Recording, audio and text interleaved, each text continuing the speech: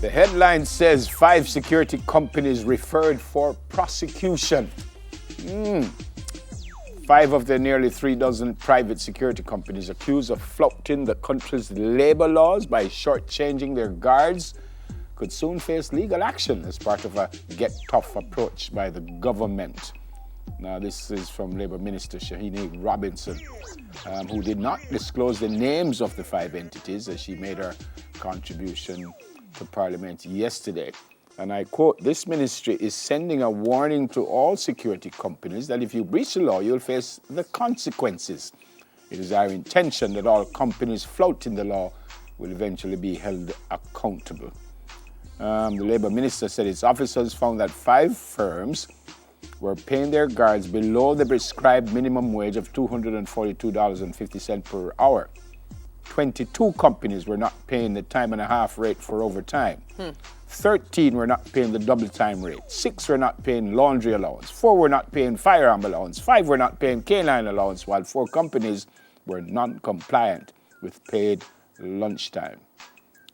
Further, the report indicated that 17 companies were not compliant with the payment of maternity leave. 18 were not compliant with the payment of sick leave. And 17 were not compliant with the payment of vacation leave.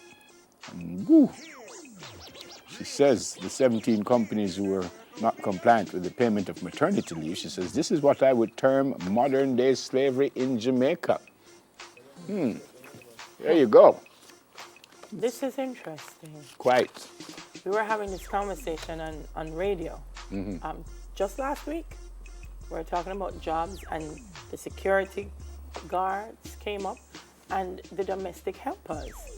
And that people, and she's right, it is modern day slavery. You know, work out the people, because Virgo was saying soul case, Jamaica would say a soul case. We were trying to figure out which part of your body name so. But you work out the people in soul case and then you don't pay them? Yeah. That's ridiculous. No paid maternity leave. Yeah. No time and all you know is a security work every day. And very tough work. Well, Madam Minister, I hope something comes out of it. Yeah. Something comes out of it. That kind of looks sound right a while ago. Yeah. Madam Minister. That's not sound right with that, even though I understand. Boy, the next one, teachers under attack.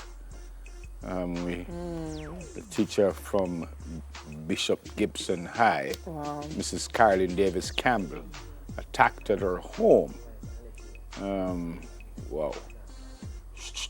Reports are that they broke into her house. She was in bed with her husband, and she was shot.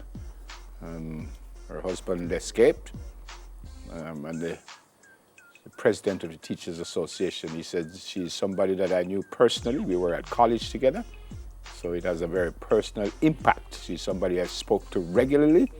She was my batchmate at Church Teachers College.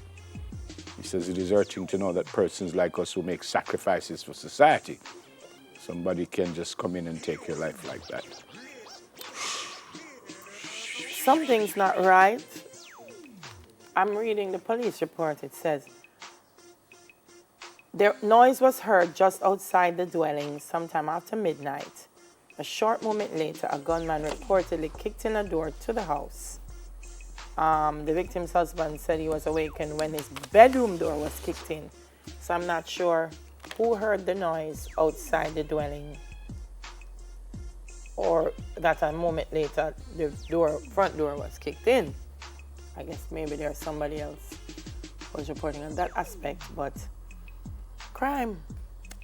What else we can say? We have never said never. And you know, there are some places in Jamaica that you say, oh, well, you know, this place maybe a bit safer than others. Everywhere. There's nowhere. It's everywhere. It's everywhere. So when we talk about crime, it really is a national issue. And not just Kingston, Montego Bay, Clarendon. It's everywhere. It's everywhere.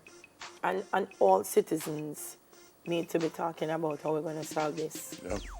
Yeah. Well, I've said it 40 million times that the politicians can't stop this, the police commissioner can't stop this, the police by themselves can't stop this.